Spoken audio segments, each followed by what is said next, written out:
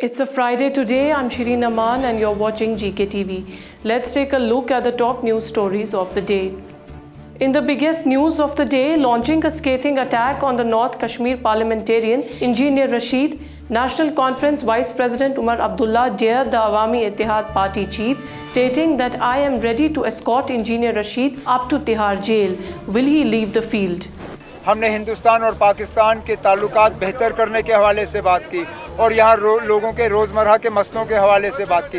मुझे ऐसा बताइए ना, हमने ऐसा कौन सा इशू छोड़ा है जो लोगों को जाके टच नहीं करती। अब इंजीनियर रशीद साहब ने कल शायद ये कहा कि अगर मैं उसके साथ वापस दिल्ली जाने के लिए तैयार हूँ तो वो मैदान छोड़ेंगे हमारे हक़ में। मैं आज कहता हूँ ना, जिस दिन उसको वापस तिहाड़ जेल वापस जाना होगा, मैं साथ जाऊंगा उसको वहां छोड़ने के लिए। मैदान छोड़े और घर में बैठे। In response, Rashid has said that Umar Abdullah has no right to challenge him as he has already been knocked off by him in the previous elections. जी, ये कौन सा चैलेंज है? वो बेचारा तो मेरे से 2 लाख मुझे हार गया, वो क्या चैलेंज मुझे देगा? उसको आज अपनी टोपी उतार के कहिए कुछ हजार बार नोट छापते हैं, छोड़ दुश्वाते हैं। पहले वो कश्मीरी करने से They call your voters separatism voters. Sir, जिन्होंने आपको जिताया उनको कहा गया ये separatism वोट है। अगर सच बोलना सेपरेटिज्म है तो we are proud of to be separatist. In the other news, अपनी party president Altaf Bukhari has alleged the National Conference and PDP to be the real proxies of New Delhi. Mr. Bukhari, while interacting with the media, has said that whichever party comes to power should be a voice for its people and should highlight major issues like PSA and release of the jailed youth. इनसे मैं पूछता हूँ, आप तो 47 से हिंदुस्तान की proxy यहाँ हैं, आपने तो जाके हिंदुस्तान की गोद में कश्मीर को डाला, आपने तो किसी से नहीं पूछा उस वक़्त।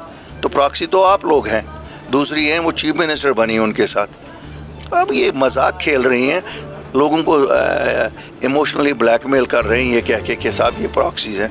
BJP leader and national spokesperson Shazia Ilmi launched an attack on the National Conference Vice President Umar Abdullah, questioning him about his confusing looks and that he had to beg for votes by removing his skull cap.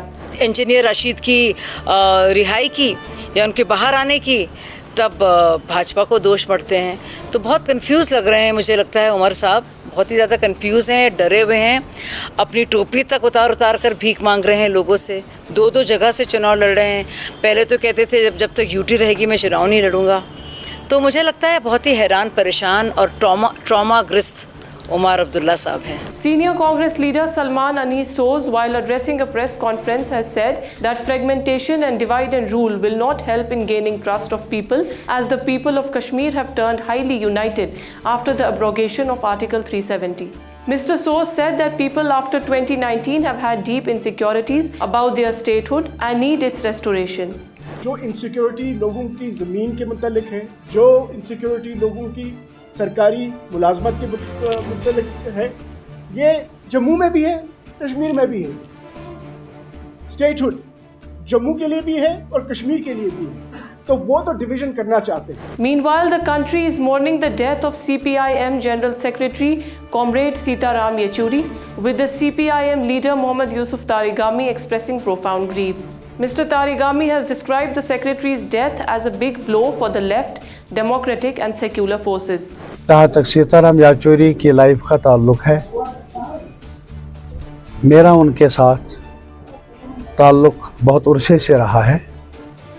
हम एक साथ और साथियों के साथ पहली बार central committee में हमें इलेक्ट किया गया, तब से लेकर आज तक मुसलसल राबिता में रहे।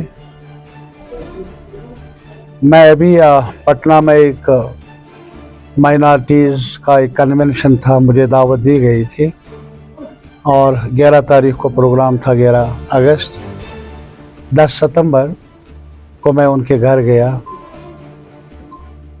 तवील मुलाकात हुई उनके साथ और उस तवील मुलाकात में ज़ेर बहस था कश्मीर की सूरत हाल, जम्मू कश्मीर की सूरत हाल। वो एक धड़कने वाला दिल रखते थे। Well, that's been an intense news. Now let's take a look at the weather update. It's been an intensely sunny day today, while the meteorological department has predicted the weather to stay dry for the upcoming week with mild possibilities of scattered showers. That's it for today. Stay connected for further updates. Keep watching GKTV.